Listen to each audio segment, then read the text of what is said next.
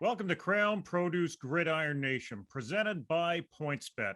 There's Gordon Vancouver. Marshall Ferguson is with us again, and I'm here on Football Island, charging into the 2-minute offense. Well, who would have thunk it? Alabama, the number one team in the nation, losing to Texas A&M. You can't pin this on John Mechie III. 7 receptions, 88 yards, always reliable. Number 4, Penn State on the wrong end of a 23-20 score to number 3, Iowa. Jesse Luketa with 6 tackles and 2 TFLs from that edge position. Canadians all over the place in an overtime thriller between Wake Forest and Syracuse. Luigi Villain with 4 tackles for Wake. Damian Alford 1 reception. Jeffrey Cantonar-Coup 3 tackles for the Orange. It was the Northeast Battle of the Least between UConn and UMass, but 2 Canadians planted a flag. Lawal Ugwak with 3 tackles, and Kevin Clercius with another reception. Wisconsin found a way to shut down the running back of renown, Chase Brown, only 40 yards from scrimmage, coming off that 257 day the previous week. His brother Sidney Brown, though, very busy with a dozen tackles. A 52-51 win. Does it get any better than that? It does for Dean Leonard. He had 8 tackles and a half TFL in that win for Ole Miss over Arkansas. Sam Obiang with a full stat line for Texas State. 5 tackles, a TFL, and a sack, and a crazy forced fumble. We'll talk more about that later. Plus, the Bobcats take out South Alabama by 2. Idaho established a big lead early and then held on against Portland State. Mike Beaudry, 10 of 15 for 162 and a TD. Also ran a TD in from 24 yards out. A huge upset win for the Boise State Broncos over number 10 ranked BYU. Convincing too, 26-17. Isaiah Bagda had a huge day. 5 tackles and a forced fumble at a key time. The misery continues in Arizona. They are winless, but Mo Diallo is making a statement so far this season on the defensive line with 4 tackles and a TFL versus UCLA. The Lachine Machine keeps on a rolling. Enoch Bacanza with 4 tackles and a TFL as number 15 Coastal Carolina crushes A-State. Over the first few weeks, we focus on the big FBS D1 schools, but a hallmark of this show is tracking as many of our Canadians as possible across every level. And there were solid FCS performances on the weekend. Quarterback Mike Beaudry, a native of Regina, led the Vandals with a TD through the air and via the ground. Hamilton's Michael Chris Ike with his first 100-yard game of the season at Delaware State. And Team BC and Team Canada grad Nolan Ulm had his first big stat day at Eastern Washington. Marsh, the lesson in all of this is don't sleep on FCS players, especially if you're a CFL person. Yeah, absolutely. I think the impact that FCS players have had throughout the Canadian Football League, the way that they've been able to fit into the game. We always talk about big school, small school kind of guys, and the fact that you don't have to be a big school player necessarily with top-end talent to make a contribution in the pros. But when I'm looking at FCS players that I like right now that are coming through as Canadians, I like Quinton Sagan, the Windsor native that's down there in North Dakota. You see what North Dakota does. They care about Canadians. They recruit Canadians. They are able to produce professional football players that are Canadians. I think about recently Mason Bennett, of course, Brady Oliveira coming out, going into Winnipeg. Now, those were a couple of Winnipeg guys. You're looking at some different players from different parts of the country going to North Dakota now, but it does feel like Sagan's got an opportunity. This past week, he got 5 tackles, 1 sack. I really like his game. Yeah, and when you look out west, there's a couple young receivers. Jim, you already mentioned one of them that pop out for me, and these guys are a couple years away yet, but guys to keep an eye on at this level. Nolan Ulm being one of them at Eastern Washington, Kelowna, BC native, a kid that I've met him a couple times, and he's that right type of different that you think kind of precludes greatness. Like he's just all business all the time. And then Keelan White, supremely talented kid coming out of Vancouver. He's now playing at Montana. And pops up. He's a rotational guy for them as a receiver right now, pops up every now and then, but he's got the athleticism to be a star, and that's a traditional national position in the CFL. But this trend of FCS players being big in the CFL isn't new, right? The CFL's long had that tradition of mining for undervalued talent, whether it's back in the historical times where they were mining for minority talent when the states wasn't maybe as open-minded, going down to schools that are smaller schools, FCS, Division II sometimes, NAIA back in the day. This has always been the CFL's wheelhouse, so it's great to shine a light on some of the guys that are playing at that level, because realistically, like, FCS guys become stars in the CFL. Just look at two of arguably the best quarterbacks in the league, Bo Levi Mitchell and Matt Nichols, both Eastern Washington guys themselves. So definitely a level that shouldn't be ignored when we're talking about our discourse. Regardless of passport, FCS football has proven to be a reliable source of CFL talent. Many quarterbacks in this mix. Recent history also includes Ricky Ray from Sacramento State and Weston Dressler from North Dakota. Marshall, we all know about rival leagues possibly starting up. Should we expect to see more FCS import and Canadian talent from that level in the CFL? Yeah, I think so. And I also think when you talk about the availability, Jim, of getting these high-talented, high-caliber players that are Canadians through the system, a lot of the time they just need the opportunity. And I think what the FCS gives a lot of these young Canadian talented players is the opportunity to show what they have, to be able to get noticed, to put down game film, and then from there they can progress and get into leagues, any league, if you really think about it, and fight their way through the system to show what they really have. But I think it's the cracking open of the door, it's the availability of the teams, and it's also the ability to work on your skills and improve throughout time that we know CFL scouts, they have their eyes fixed on FCS players because they just fit what they like to be able to have in the CFL with these pro clubs, and I don't think that's going to stop anytime soon. Well, and let's not ignore the geographic factor either, right? If you look at FBS schools, and where they're located, there are not a lot outside of the Great Lakes states that are nestled right up against the Canadian border, right? There's a couple in upstate New York, there's a couple in Washington State, and that's pretty much it until you get out to Minnesota and a little pocket, like I said, in the Big Ten there. But if you look at the FCS, you've got multiple schools in Washington, you've got a couple Idaho schools, you've got Montana schools, you've got North Dakota, you go all the way along the Canadian border, and there are FCS options. I don't think we can ignore that as a factor too. The proximity to home, if you want to play that high-level ball in the States, is huge. Just take a look at Maine. Maine actually leans into it and allows Canadian students to be considered national domestic students, and as a result they regularly have a number of Canadians on that roster. So geography definitely a big factor, I think, as well. Well, I guarantee you at least one FBS player will be involved in our stateside five. It may have been a stunning loss for the Crimson Tide to Texas A&M, but John Mechie III was his old reliable self. 7 receptions for 88 yards.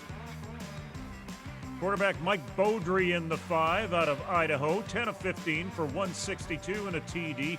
Ran in for another TD, added 26 with his feet in a 42-35 win at the Kibbe Dome over Portland State. Ottawa's Jesse Lucchetta, 6 tackles, 2 TFL in a narrow loss for Penn State, 23-20 to number 3 Iowa. First time in the 5 for Samuel Obiang with this play, a breakup of a flea flicker where he's in the offensive backfield. He had 5 tackles and a sack as well in a 33-31 OT win over South Alabama. Huge game for Boise State and Lethbridge's Isaiah Bagna. 5 tackles and this forced fumble. Oh, that was big in the 26-17 win over number 10 BYU. Coming up, we'll check out what parity looks like in U Sports. 3 of 4 U Sports conferences were up and rolling, and let's get you caught up in our 3-minute warning. It took overtime, but a Caleb Berthune TD reception from Sam Girard sealed the deal for the Lancers to score another upset win. Max Andreas Dueck was picked 3 times by the Windsor secondary. York had Ottawa on the ropes until this. With 56 seconds left, Ben Miracle finds Nick Gendron, and the GGs gallop away with a narrow win. The OUA East is not the least. The Gales, led by stifling defense, remain perfect. Guelph now 0-2 since beating Western. Bishops hung on for their first win of 2021. Louis-Philippe Gregoire with 16 carries for 108 yards in the winning effort. C. Lee Allaire with 2 sacks of Laval's 5, and Olivier Waugh was intercepted twice. Laval kept the pressure on Concordia. That was a secret in their 36-10 win. Laval now in second place as Concordia drops to third. Let's start in the Canada West, where nothing changes because no one played during the turkey break. Manitoba leading the pack. Over to the OUA West, where Waterloo, Western, and Windsor are in a first-place log jam with 2 W's each. But all those other teams just 1 game back. This is going to go down to the wire. In the OUA East, Queens wins that crossover game. They are in control of first place with a 4-0 record. In the RSEQ, so much for the new boss. It's nice to see Concordia with a winning record, but Montreal and Laval are the ones in charge. And the last of the 3 teams in the home and native land with an unblemished record leads the AUS, the X-Men, in first. The Windsor Lancers are for real? The Windsor Lancers are for real. Which inflection is the more accurate, Marshall? I think we should go with the Windsor Lancers are for real. Now, McMaster didn't help themselves in this game this past weekend. They had 3 interceptions from Andreas Dueck in the overtime period where they end up losing to the Lancers. McMaster takes an offside penalty, then they take an unsportsmanlike penalty. I mean, they shot themselves in the foot. Anytime you have turnovers and penalties, you're not going to be doing yourself any service going forward in the win-loss column. But Windsor in back-to-back weeks has put it together in all 3 phases against Guelph and now against McMaster, and playing in this schedule, in these condensed divisions that we have in the OUA, it's really important to be able to steal a game or 2, and they've certainly done that. And I'm not even sure if it's stealing games at this point because they still got Sam Girard around there. I'm not sure how long he's been at Windsor, but he's playing at a pretty high level for them. They mix in the run game nicely. They get some good defensive plays, got some turnovers, as I say, in that game that were earned. They were not given. And then the other thing that I think is interesting about this team is, of course, you've got the new head coach and JP Cercelli coming in.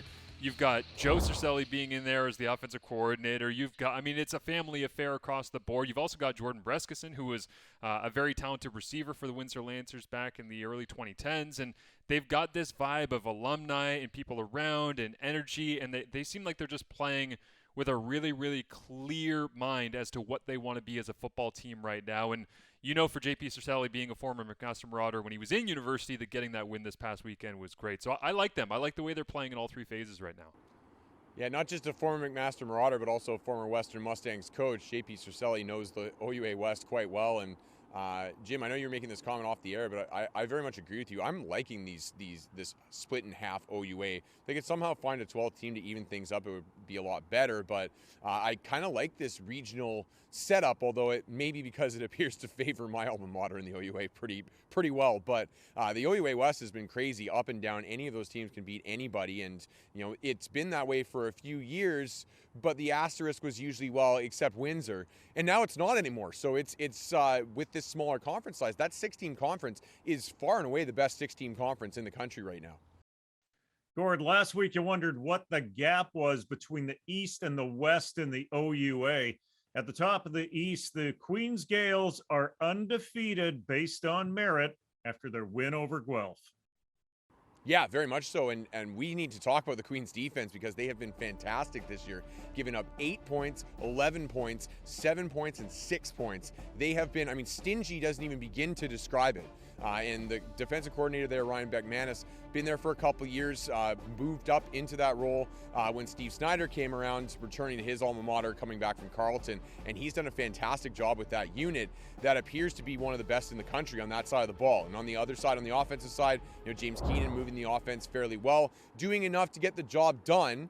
And keeping them in the undefeated column. You look at Queen's schedule from here on out, they've only got 2 games left because they finish on a bye, and they've got Carleton at home and Ottawa in Ottawa. Way things are looking, those are 2 very winnable games for Queens, and my prediction from week 1, after week 1 of Queens running the table, is starting to look pretty good, gentlemen.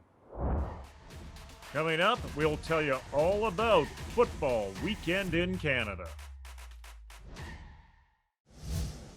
Welcome back. Here are your CJFL standings on the road to the Canadian Bowl.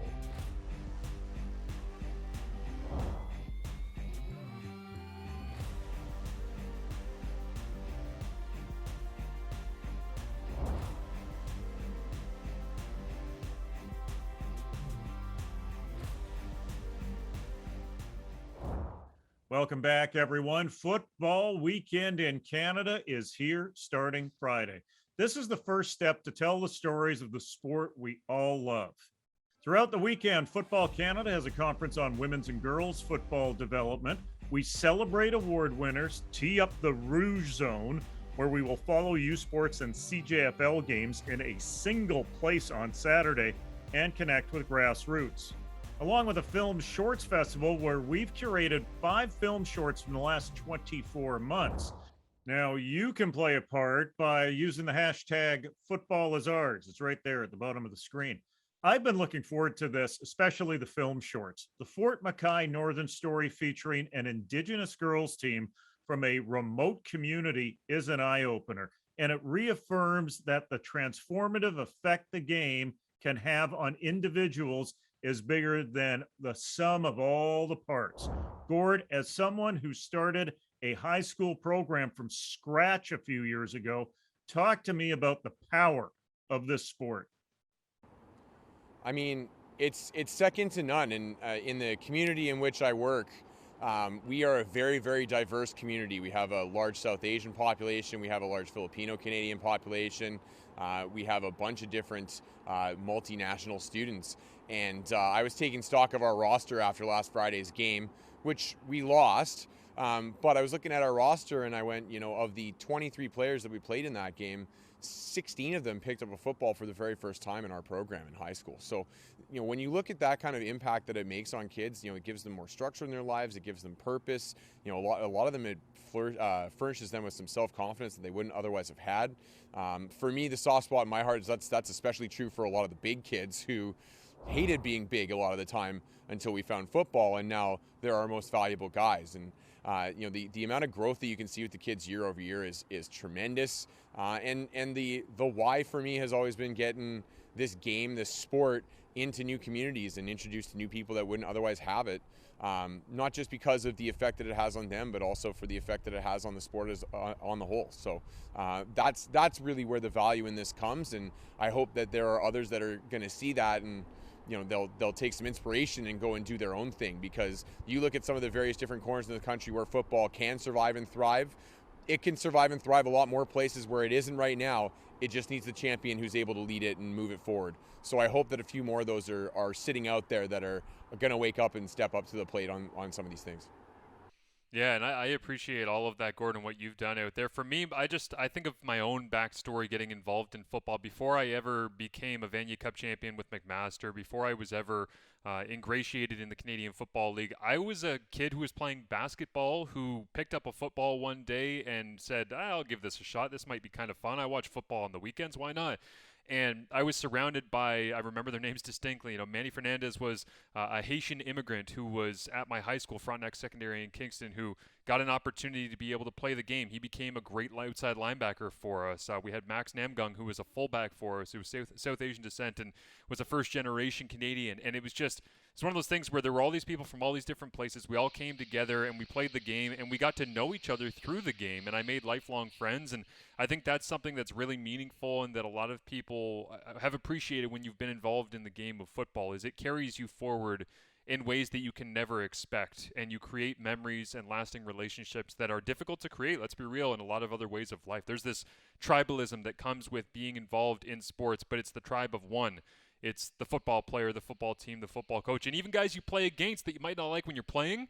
If you see them out somewhere 10 years down the road, you have a laugh, you shake their hand, and you talk about it. So I think that's special, and the game connects people in ways that I think are very difficult to create in other situations. Now, just one more note. Starting next week in partnership with PointsBet, we will go down the Great Canadian Goat Trail, going through each position group to determine the greatest Canadian team of college and university players of all time. That's starting next week. Coming up, it's our U Sports and NC2A picks. Now it's time for our U Sports picks, and we've been getting slightly better as the year goes on with these things. Windsor and Western. Western listed as 6.5 favorites with an over-under of 48. Here's one thing that won't happen in this game that happened between Windsor and Mac. Western will not serve up the ball 3 times. with interceptions via the air. They will limit their mistakes. Take Western and take the over on this. Calgary, Manitoba. This one's listed as even with an over-under of 48. Calgary Dinos coming off that loss and an extra week to prepare. Expect fireworks as long as the weather doesn't slow things down. Expect some special teams points, perhaps coming from both sides of the ball. The safe thing here is to take the over, and you still have to lean toward Calgary based on legacy, even though they're playing this one in Winnipeg. Montreal and Concordia. Concordia, 4-point underdogs with an over-under of 47.